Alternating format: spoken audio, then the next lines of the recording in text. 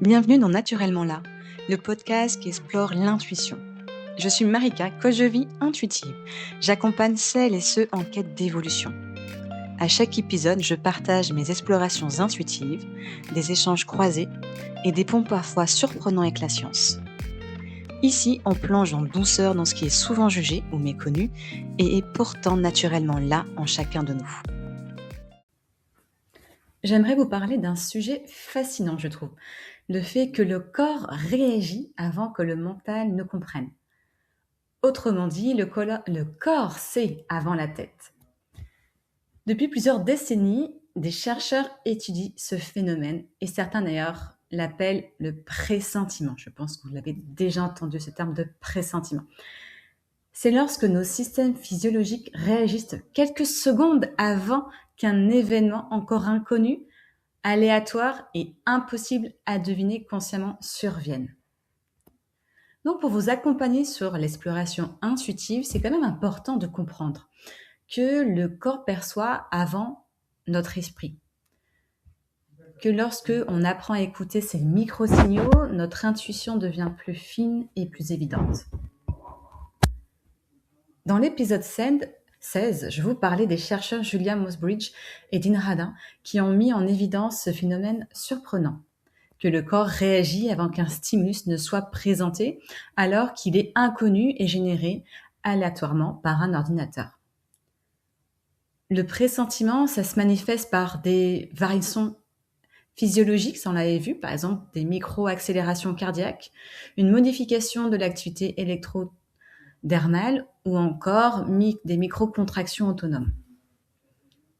Et ces manifestations physiologiques surviennent avant qu'apparaisse une image émotionnelle ou significative. Ces études montrent que le corps capte des informations avant que la conscience ne le reçoive. Ça, je pense que vous l'avez compris. Ce n'est donc pas une réaction à un élément présent, comme il peut être parlé lors de raisonnements inconscients. C'est bien une anticipation intuitive qui est aussi appelée pressentiment. Si vous pratiquez l'intuition, vous l'avez peut-être déjà vécu. Là, moi, je pense à une séance de lecture énergétique que j'ai eue avec une cliente. Comme d'habitude, lors de ces séances, je transmets les messages que je peux capter à travers l'énergie. Elle ne dit rien. Et puis au bout d'un moment, je transmets, je sens quelque chose bloqué dans mon oreille gauche.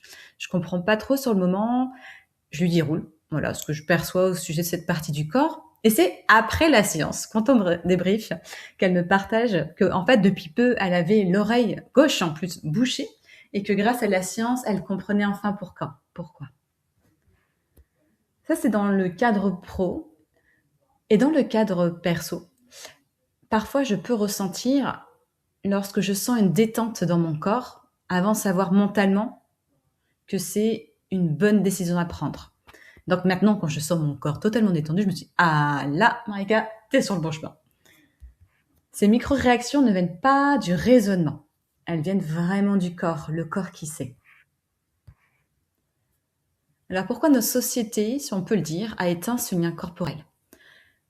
Je pense qu'un des plus grands obstacles à l'intuition, c'est la déconnexion à son corps. La déconnexion à soi finalement. Je pense que notre société, c'est ce que je perçois et d'autres aussi, la société valorise la rationalité, tout ce qui est logique, analyse, etc. Et puis le corps, lui, est pas vraiment considéré, ou alors un outil secondaire.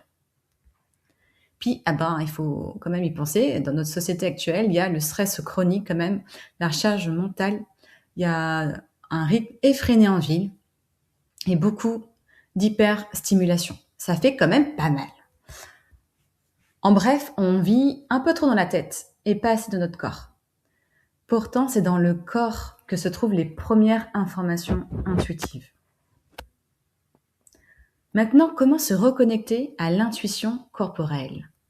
Je vais vous partager 3 pratiques simples, comme à chaque fois, pour apprendre à écouter ce que votre corps sait. Premier exercice. On va l'appeler le body scan. C'est un exercice simple qui est issu de la méditation et qui nous apprend à prêter attention à son corps.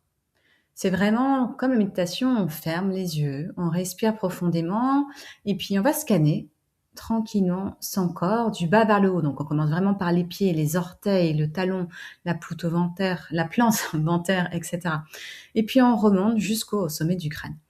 Et pendant ce scan du coup corporel, on va observer comment sont mes orteils. Est-ce que je ressens de la chaleur, des tensions, des fourmillements, une densité particulière, etc. Puis on va faire ce constat-là, cette observation-là, tout le long de notre exploration corporelle. Le body scan. Ensuite, pour le deuxième exercice, c'est le body scan appliqué.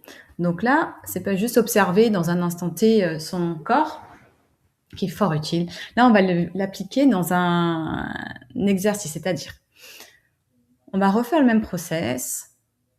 Et puis, lorsqu'on a fermé les yeux, respiré 3 fois profondément, on est bien installé. Là, on va penser à une personne avec laquelle on a des difficultés relationnelles.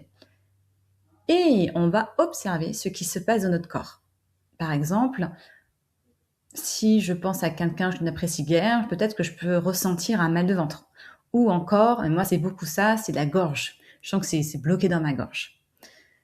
Et essayez dans votre observation, et puis prenez des notes, c'est toujours important dans votre journal intuitif, ou dans un cahier. Moi j'ai mon propre journal intuitif, mais c'est comme vous le sentez. En tout cas, si vous prenez des notes, évitez des termes un peu trop généraux comme c'est pas super, je me sens pas bien. Voilà, essayez d'être précis. D'accord ? Et ensuite, faites la même chose, ce même process, face à une personne que vous appréciez. Et voyez un peu comment votre corps réagit. Le fait de mettre en pratique ce body scan face à des personnes que vous appréciez ou pas, ça peut être aussi face à des lieux, etc. Ça permet de construire votre cartographie corporelle. Franchement, super utile. Comme ça, on va savoir, ok, donc là, je ressens une ouverture au niveau du cœur. Bah voilà, je sais à force que c'est un go, allez, vas-y. Ou là, je sens une contraction au niveau du ventre, alerte. Ou ça peut être encore une agitation, ressent une agitation, ça peut signifier du stress. Grâce à cette cartographie corporelle, on est plus conscient de ce qui se trame en nous par rapport à quelque chose d'extérieur. Donc par rapport à une personne, par rapport à un lieu, à une situation, une décision à prendre, etc. Et ensuite, un troisième exercice que j'aimerais vous transmettre, c'est l'écoute des fulgurances intuitives.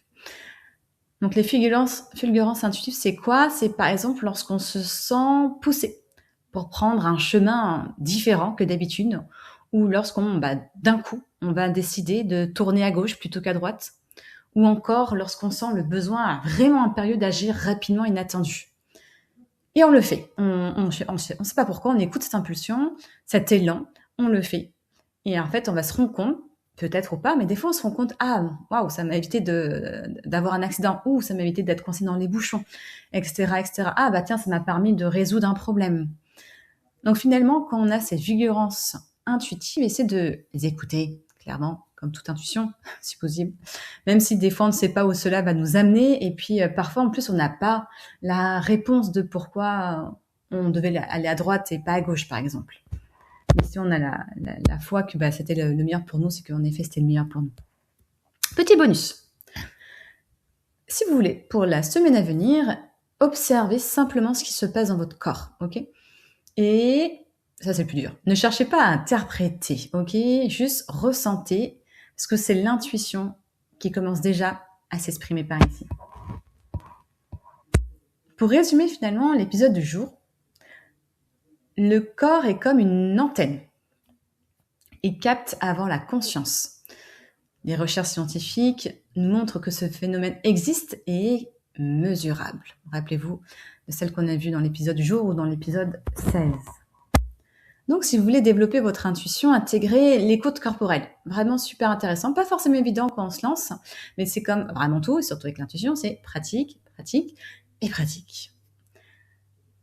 Et grâce à cette écoute corporelle, vous pourrez ainsi savoir, par exemple, si une personne vous convient ou pas, si un lieu vous convient ou pas, ou quelle est la bonne décision à prendre pour vous.